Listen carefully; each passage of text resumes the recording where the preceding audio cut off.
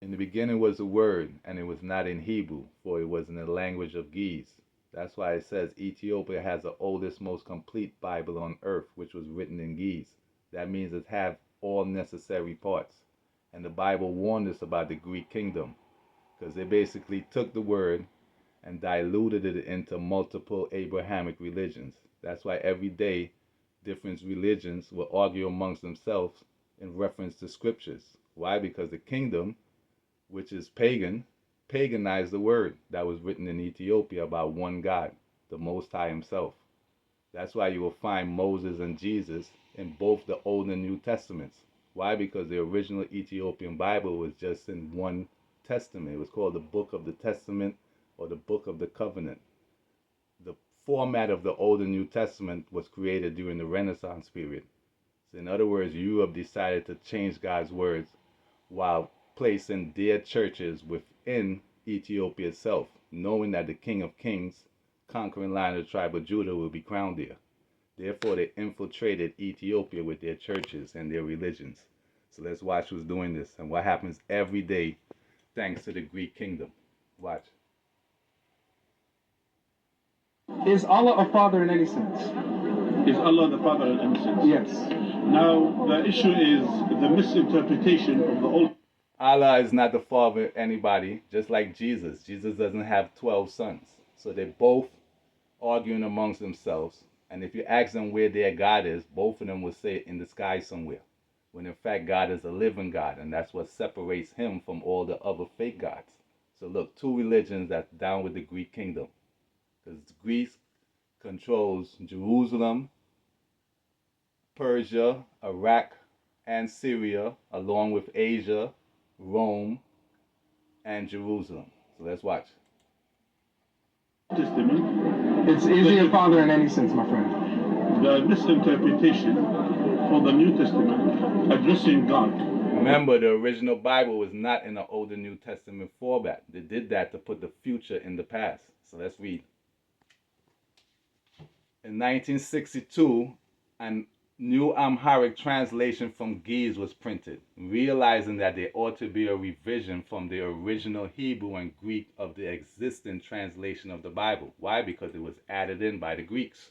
Because the term Orthodox, the term Orthodox is in reference to Orthodoxus, which is a Greek word, and it was first made up in the mid 15th century. In other words, it's a new term. It started during the Renaissance period, and a relating word to it started in the 1650s, and orthodoxy itself started in the 1620s in reference to Greek orthodoxia.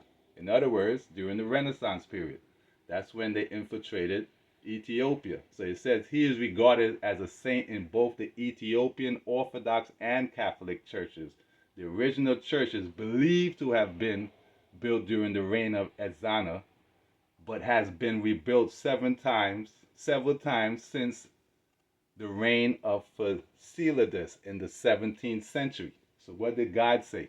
And who is Fasilides? Let's get to him first.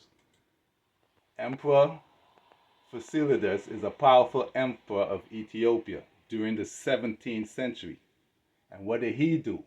He started the Ethiopian Orthodox Church, and it throve during his reign. In other words, he restored the official status of the church that came from the church in Alexandria. So what did the Bible say in reference to what did he do? Many, even from Israel, gladly adopted his religion. They sacrificed to idols and profaned the Sabbath. And the king sent letters to his messengers to Jerusalem. In other words, Ethiopia and Jerusalem is following the same thing, and they profane the Sabbaths and feasts. Remember, the Sabbath is supposed to be the seventh day. So in Ethiopia, the seventh day is called Ehud. So are you not as children of the Ethiopians unto me, O children of Israel? In other words, the children of Israel are Ethiopians. And life started there. So the seventh day, also known as the Sabbath day, is Ehud, and that lands on Sunday. So what did the Tewahedo Church do? They created two Sabbath days, and their Sabbath is on Saturday. In other words, they follow Rome. Why? Because they're part of the Greek kingdom. And the Greek kingdom made Saturday their seventh day. When in fact, we all know if you ask somebody, what did you do this weekend? They will tell you what they did on Sunday. So Sunday should never be the first day of the week. It was Rome who did that. So that's why God said in Jeremiah 5:19, and when the people ask, why has the Lord our God done all this to us? You will tell them, as you have forsaken me and served foreign gods in your own land, so now you will serve foreigners in the land not your own. Notice they were there in Ethiopia in the 17th century.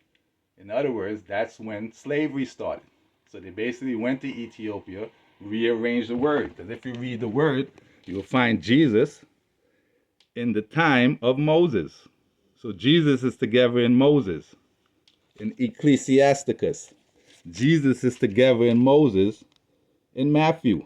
And look, there appeared to them Moses and Elijah conversing with him. Responsively, Peter said to Jesus, Lord, it is fine for us to be here. If you wish, I will erect 3 tents, one for you, and one for Moses, and one for Elijah. While he was yet speaking, look, a bright cloud overshadowed them, and look, a voice out of the cloud saying, this is my son, the beloved whom I approve. In other words, Moses is up in the cloud with Elijah, because Elijah is God himself, and Moses is Christ.